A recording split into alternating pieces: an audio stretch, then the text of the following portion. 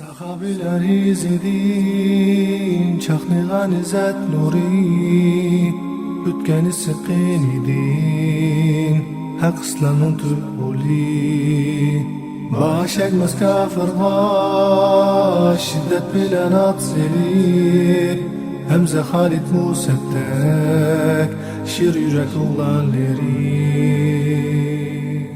Sabit ibn Qays Ansari. Sabit Xazraj qabilasining hurmatga ega katiboshlardan biri. Shundaqla obro'yli kishilarning biri edi. Uning ustiga u yana zehni o'tkir, chechan, notiq kishi bo'lib, so'z qilsa, uning so'zi boshqalarning so'zini besib tushadi. Nutq so'zlasa, nutqi anglag'uvchilarni asir qilib oladi. U Madinadagi islomga burun kirguvchilarning biri bo'lib, ayni zamonda Makkilik yosh tashviqotchi Mus'ab ibn Umayrning mo'ngluq ovozi bilan qilgan tilovatidagi Allohning so'zlaridan ta'sirlanib, uningga asir bo'lgan. Allohning tangdishi bo'lmagan go'zal kalimalardan ta'sirlanib, uning insonning ma'naviyatiga ta'sir qilgan go'zal belgilamalariga mabtun bo'lgan edi. Alloh uning dilini islom uchun ochibdi. U Allohning elchisining bayrog'i ostiga kelib qo'shilish bilan uning qadr-qimmati va martabasi texmi oshdi. Payg'ambar alayhisalom Madinaga hijrat qilib kelganda Sabit ibn Qays o'z qavmidan tashkillangan zo'r bir turkum otliqlar sepida Payg'ambar alayhisalomni hurmat bilan kutib oldi va u yerda komil bo'lgan bir nutq so'zladi. U nutqini Allohga hamd sano aytish, payg'ambariga tinchlik va rahmat tilash bilan boshlab, tövendeki so'zlar bilan oxirlashtirdi. Ey Allohning elchisi, biz seni o'zimiz, bolalarimiz, ayollarimizdan bakroq qo'g'lashga va'da beramiz. Bizning bundoq qilishimizning badaliga nima bor? Payg'ambar alayhisalom jannat deb javob berganda, sahobalarning quliqi jannat degan so'zni anglash bilan xushallanib, yuzlari nurlanib ketdi va ey Allohning payg'ambari, biz rozi bo'ldik deb ketishdi. Payg'ambar alayhisalom xuddi Hassan ibn Sabitni o'zining shoiri qilib olgandek, ashu muborak kundan boshlab Sabit ibn Qaysni o'zining nutqchisi qilib oldi. Payg'ambar alayhisalomning qishig'a arablar o'z so'zlarining ma'nilari haqida notiqlarining tili orqali munozirlashishga kelsa, Hassan ibn Sabitni shoirlar bilan baslashishga, Sabit ibn Qaysni notiqlar bilan bas munozir qilishga tanlaydi. Sabit dilida imoni kuchlik, samimiy, taqvodor, Allohdan hammadan bak qo'rqadigan, har qanday bir ishda Allohning g'azabidan ogoh bo'lib turg'uchi mo'min kishi edi. Bir kuni payg'ambar alayhisalom uning nihoyat mubak g'amkin o'ltirganini ko'rib, "Ey Muhammadning otasi, sana nima bo'ldi?" deb so'radi. U, "Ey Allohning payg'ambari, men o'zimning halok bo'lg'ishlar qatorida bo'lib qolishimdan qo'rqyapman" dedi. "Nima uchun?" Allah bizning qilmagan ishlarimizdan, maqtilishimizdan to'sqan. Men bo'lsam, o'zimning o'zini cho'ng tutadiganlardan ekanligimni his qildim. Allah bizni cho'ngchilik qilishdan to'sqan. Ammo men bo'lsam, o'zini cho'ng tutishni xohlaydiganlardan ekanligimni sezdim. Payg'ambar alayhisalom uningga tasalli berib, "Ey Sabit, sen maqtilib yashashga, shahidlik o'limida o'lishga, jannatga kirishga rozi bo'lmamsan?" deb so'radi. "Ey Allohning elchisi, razı bo'laman. Ey Allohning elchisi, razı bo'laman" dedi Sabit. Payg'ambar alayhisalom, "Sana ana shu bor" dedi. Alloh taolaning: "Ey mu'minlar, Rasulullohga so'z qilgan chig'inglarda ovozinglarni payg'ambarning ovozidan yuqori qilmanglar. Sizlar bir-biringlar bilan to'g'lab yuqori ovozda so'zlashgandek, payg'ambarga to'g'lab yuqori ovozda so'z qilmanglar.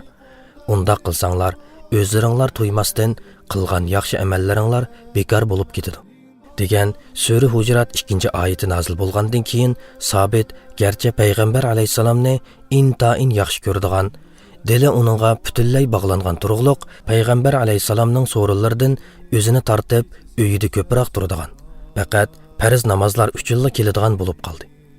Payg'ambar alayhisalom uni surishtirib, "Kim menga uning xabarini elib keladi?" deb so'radi.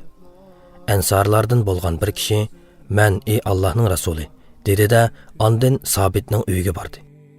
U kishi Sabitning uyiga kirib, uning beshini sangiltib o'ltirganligini ko'rdi va "Ey Muhammadning otasi, ahvoling qandoq?" deb so'radi. "Nachar." "Nima uchun?" "Sen mening ovozimning yuqorligini bilasan. Ko'pincha ahvolda mening ovozim payg'ambar alayhissalomning ovozidan yuqori chiqadi. Qur'onda yuqorqi oyatning tushganligidan xabaring bor. Men o'zimning amallari bekor bo'lib ketib, do'zax ahlidan bo'lib ketadiganlardan bo'lib qolamdimankin deb ansiravatıman dedi. Elqi Ansari payg'ambar alayhissalomning qishig'i qaytib, Sabitning deganlarini yetkizdi. Payg'ambar alayhissalom u Ansariga: "Sen uning qishig'i berib, sen do'zax ahlidan emas, balki jannat ahlidan degan so'zni degan" deb buyurdi. Mana bu Sabit hayotida eng tashna bo'lib kelayotgan xush bishorat edi.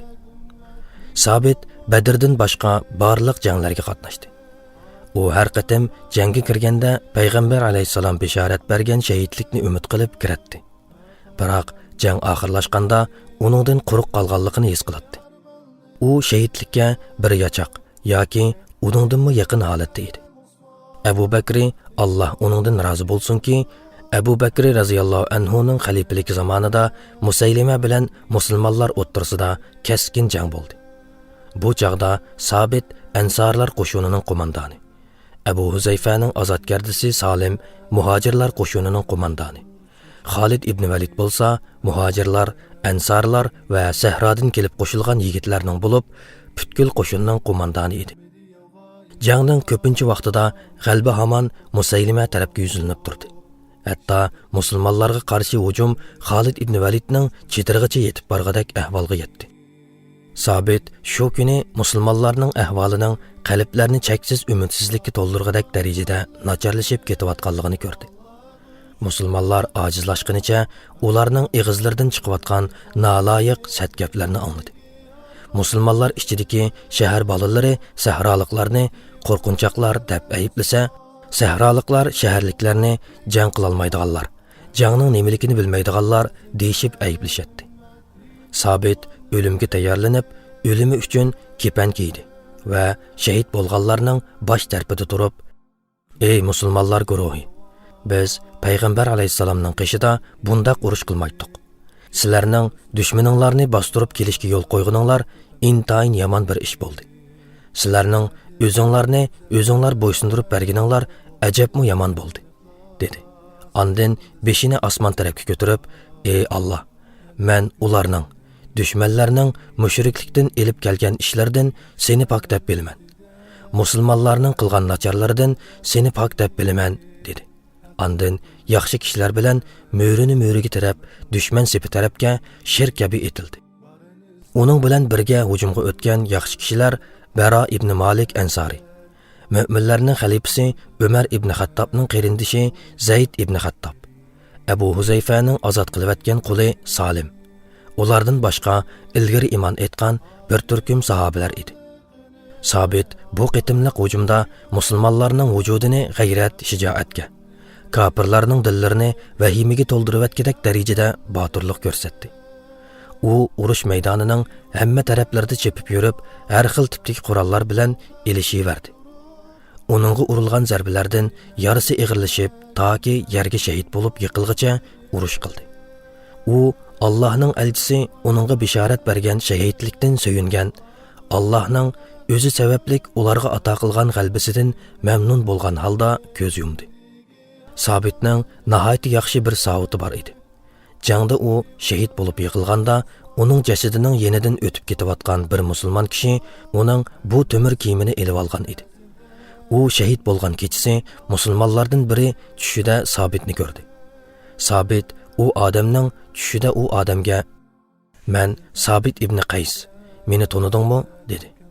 U odam: "Ha" deganda Sabit: "Men sana bir ishni vasiyat qilaman. Men tunigun o'ltirilganda musulmonlardan biri mening qishimdan o'tdi. U mundoq sifatlik bir odam.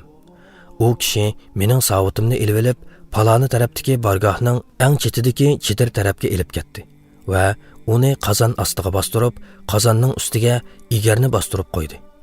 Sen Xolidga deganlarimni aytib, u kiyimni akeltirib olgin.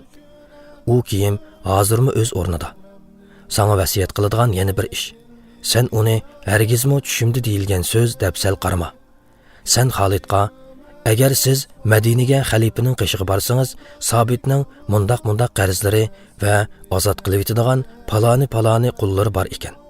siz uning qarzlarini to'lab qullarni ozod qilib eting degan dedi. Elqi odam uyg'onib tushida ko'rgan va anglaganlarini uningga xabar qildi.